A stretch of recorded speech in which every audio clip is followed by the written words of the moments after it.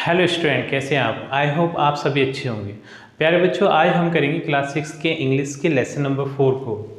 ये लेसन का नाम है बच्चों मिस्टर माय चाइल्डहुड। ठीक, तो इस लेसन में बच्चों हमें क्या करना है, इसके क्वेश्चन आंसर सीखना है।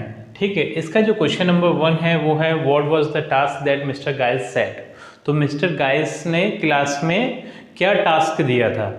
जब गांधी जी छोटे थे, स्कूल में पढ़ते थे, तो वहाँ एक इन्वेस्टिगेटर आए थे क्लास का निरीक्षण करने के लिए। तो उन्होंने क्लास में आके क्या उनको टास्क दिया था? तो इसका आंसर हो जाएगा बच्चों, ये होगा मिस्टर गाइस gave 5 words to write as spelling test. तो मिस्टर गाइस ने क्या किया, 5 वर्ड्स दिए क्लास के अंदर जिसकी स्पेलिंग लिखने के लिए बोला था उनसे, बच्चों से। ठीक है, तो आपको क्या करना है कि जो ब्लू वाला है ये आपको यहाँ से देख के लिखना है मिस्टर गाइस, और जो रेड वाला है आपको याद करना है gave 5 words to write as spelling test. ठीक है, तो इस प्रकार से बच्चों आपका ये क्वेश्चन नंबर 1 कंप्लीट होता है। अब चलते हैं अगले क्वेश्चन की ओर।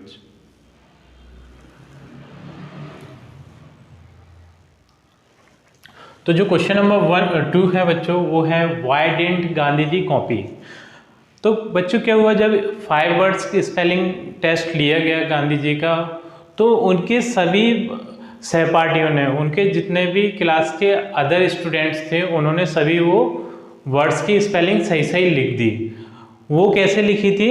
एक दूसरे की चीटिंग करके लिख ली थी। ठीक है, तो हुआ क्या था कि गांधी जी को उसमें से एक स्पेलिंग नहीं आ रही थी। तो यही इसी क्वेश्चन में पूछा है why didn't Gandhi ji copy. तो गांधी जी ने वो स्पेलिंग अपने बगल वाले बच्चे से देखकर क्यों नहीं लिखी, कॉपी क्यों नहीं करी? ठीक है, तो इसका आंसर हो जाएगा बच्चों Gandhi ji did not copy. Gandhi ji ने कॉपी नहीं की, यानी कि नकल नहीं की, because he did not want to use unfair means। वो कोई भी गलत काम नहीं करना चाहते थे। ठीक है, गांधी जी कोई भी गलत काम नहीं करना चाहते थे, इसीलिए उन्होंने किसी दूसरे बच्चे के में से देखकर नहीं लिखा। तो जो ब्लू वाला पोर्शन है बच्चों आपको क्वेश्चन में से लिखना है, जैसे ये गांधी जी। ठीक है, और ये डिड नॉट को आपको यहाँ लिख देना है, डिड नॉट को इस जगह पर लिखकर और फिर लिख देना है कॉपी। तो ये हो जाएगा Gandhi ji did not copy. फिर ये रेड वाला जो लिखा हुआ है वो आपको याद करना है, because he did not want to use unfair means, ये आपको याद करना है। फिर आगे चलते हैं बच्चों क्वेश्चन नंबर 3 की ओर। जो क्वेश्चन नंबर 3 है बच्चों वो है what left a lasting impression on Gandhi ji mind. तो गांधी जी के दिमाग पर सबसे ज़्यादा गहरा प्रभाव किस चीज़ का पड़ा? ठीक है, इसमें ये पूछा है। तो जैसा कि हमने स्टोरी में सीखा था बच्चों कि गांधी जी के दिमाग पर सबसे गहरा प्रभाव जो हरिश्चंद्र जी का नाटक था और जो श्रवण पितृभक्ति जो बुक थी, उन दोनों चीज़ों का सबसे गहरा प्रभाव पड़ा था। हरिश्चंद्र जी के नाटक से उन्होंने सच्चाई का साथ देना सीखा था कि किस तरीके से हरिश्चंद्र जी सच्चाई पर टिके रहते थे, और जो श्रवण पितृभक्ति वाली जो बुक थी उससे उन्होंने माता पिता की सेवा करना सीखा था। तो इन दोनों चीज़ों का उनके दिल और दिमाग पर बहुत ज़्यादा गहरा प्रभाव पड़ा था। तो इसका आंसर हो जाएगा बच्चों the place Harishchandra and Shravan Kumar left a lasting impression on his mind. तो जैसा कि अपन को पता है कि उनके दिमाग पे सबसे गहरा प्रभाव एक तो हरिश्चंद्र जी के नाटक से और श्रवण कुमार जी के बुक से पड़ा था। ठीक है, तो जो रेड वाला है वो आपको याद करना है the place Harishchandra and Shravan Kumar, यहाँ तक आपको याद करना है इस जगह तक।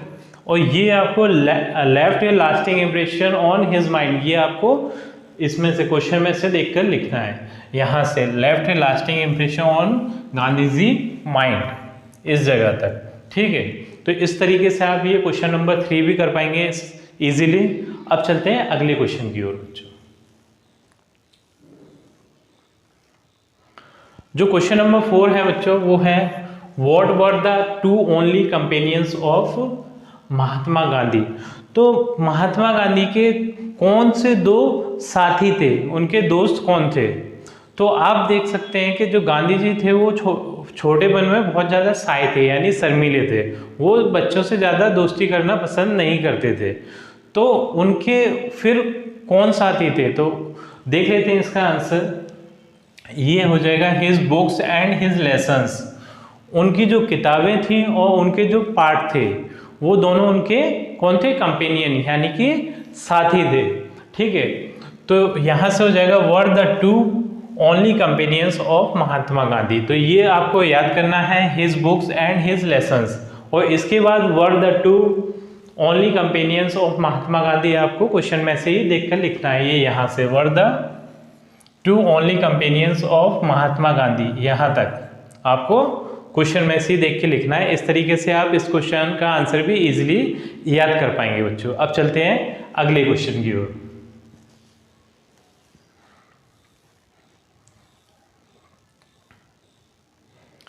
जो बच्चों क्वेश्चन नंबर 5 है वो है at what age Mahatma Gandhi left Porbandar for Rajkot.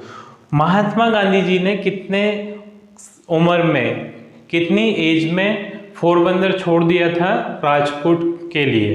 ठीक है, क्योंकि है ना वो पोरबंदर छोड़कर राजकोट चले गए थे पढ़ाई के लिए। तो वो जब उनकी उम्र कितनी थी, ये इस क्वेश्चन में पूछा है।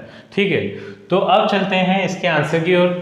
तो यहाँ है Mahatma Gandhi left Porbandar for Rajkot at the age of 7 years. उन्होंने 7 साल की उम्र में पोरबंदर छोड़ दिया था राजकोट के लिए। ठीक है, तो यहाँ पर जो ब्लू वाला है ये आपको क्वेश्चन में से ही मिल जाएगा, महात्मा गांधी लेफ्ट पोरबंदर फॉर राजकोट, यहाँ से लेके इस जगह तक आपको क्वेश्चन में से ही देख के लिखना है। ये यहाँ तक महात्मा गांधी लेफ्ट पोरबंदर फॉर राजकोट, इस जगह तक। फिर इसके बाद आपको याद क्या करना है, at the age of 7 years, जब वो 7 साल के थे उस टाइम पर।